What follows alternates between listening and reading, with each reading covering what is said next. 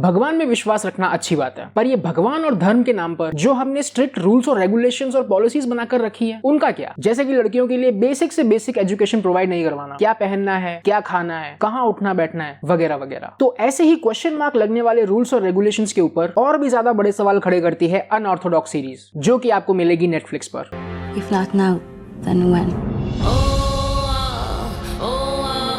इस शो में आपको मिलेंगे टोटल 4 एपिसोड्स, जो कि है 50 से 55 मिनट्स ईच, और ये एक लिमिटेड सीरीज है, तो ये पूरी स्टोरी 4 एपिसोड्स में खत्म भी हो जाएगी। स्टोरी ली गई है डेबोरा फेल्डमैन की ऑटोबायोग्राफी बुक से, जिसका नाम भी सेम है, अनऑर्थोडॉक्स। अब शो में कुछ न्यूड सीन्स हैं, इसीलिए एडल्ट कंटेंट वार्निंग। एक चीज और, अगर आपको टिपिकल मास एंटरटेनमेंट पसंद है तो प्लीज ये वीडियो अभी बंद कर दो, क्योंकि आगे कहीं नहीं रखा है तुम्हारे लिए। और अगर आप ये शो देखने की कोशिश करते हो तो आपको वो नटराज वाली स्केल से अपने हाथ की नसें काटनी पड़ेंगी। अब बची कुछ जनता के साथ आगे बढ़ते हैं। शो की लीड में आपको मिलेंगे शीरा हास, अमित रहाव और जेफ विलबुश। कहानी शुरू होती है एसटी नाम की एक लड़की से, जो कि न्यूयॉर्क में रहती है और 19 साल की है। ये लड़की एक स्ट्रिक्ट ज्यू कम्युनिटी से बिलोंग करती है। एसटी शादीशुदा है और अब ये अपने घर परिवार और शहर को छोड़कर भाग जाती है बर्लिन, एक नई जिंदगी की तलाश में। और इसका पीछा करते हैं ये ज्यू कम्युनिटी के लोग, जो कि मानते हैं कि ये हमारे घर की बहू है और इसके भाग जाने से हमारी इज्जत दांव पर लगी हुई है। एक तो ऐसा जो भी लोग सोचते हैं ना, जाने दो, मुझे पुलिस केस में नहीं फंसना। रिव्यू पर चलने से पहले गुरु जी का आशीर्वाद। तो चलिए शुरू करते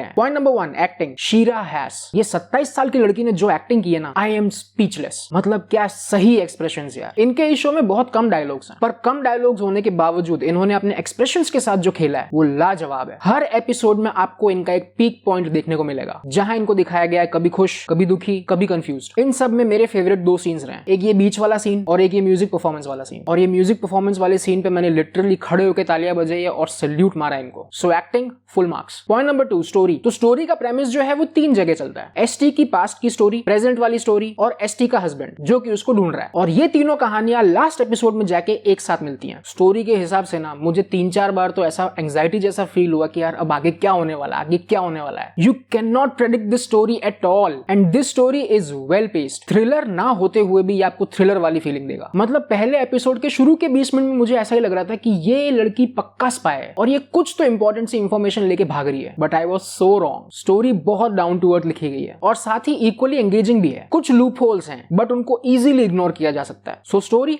1 out of 1। Point number 3, cinematography. तो गाइस आपको कैमरा वर्क को ना शुरू का आधा घंटा देना ही पड़ेगा, बिकॉज स्टार्ट के आधे घंटे में जो ट्रांजिशंस दिखाएं उसमें हो सकता है कि आप कंफ्यूज हो जाओ, बट एक बार सारे कैरेक्टर्स से इंट्रोडक्शन के बाद इट्स ब्रिलियंट। और मुझे नहीं पता कि मेरा ये वाला जो मैसेज है ये शो के क्रिएटर्स तक जाएगा या नहीं, but I really want to thank you guys कि आपने एक तो ये हेड शेव वाला सीन और ये म्यूजिक परफॉर्मेंस वाला सीन पूरा का पूरा दिखाया, कुछ भी कट नहीं किया। Thank you so much for making this bold decision. बाकी ओवरऑल सिनेमेटोग्राफी 4 चांद में 5वां चांद जोड़ने का काम करता है। सो 1 out of 1। Point number 4, content. तो इस शो के कंटेंट में दिखाया है एक अल्ट्रा ऑर्थोडॉक्स ज्यूइश कम्युनिटी, जहां आपको देखने को मिलेगा कि लड़कियों को बेसिक एजुकेशन प्रोवाइड नहीं की जाती। शादी से पहले उनकी एक क्लास होती है जहां उनको समझाया जाता है कि पति ही सब कुछ है। वो चाहे सेक्स आपके साथ जबरदस्ती करने की कोशिश करे, but you have to surrender. Menstrual cycles के दौरान क्या करना चाहिए और क्या नहीं करना चाहिए, और लड़कियों को कोई भी हॉबी परसूट नहीं करनी चाहिए। उनकी अपनी जिंदगी में सिर्फ 3 जिम्मेदारियां हैं, शादी, सेक्स, बच्चे। और मैं इंडिया की बात नहीं कर रहा हूं, मैं बात कर रहा हूं यूएसए के न्यूयॉर्क सिटी की। इंडिया में तो नहीं, जाने दो, मुझे पुलिस केस नहीं लेना अपने सर पे।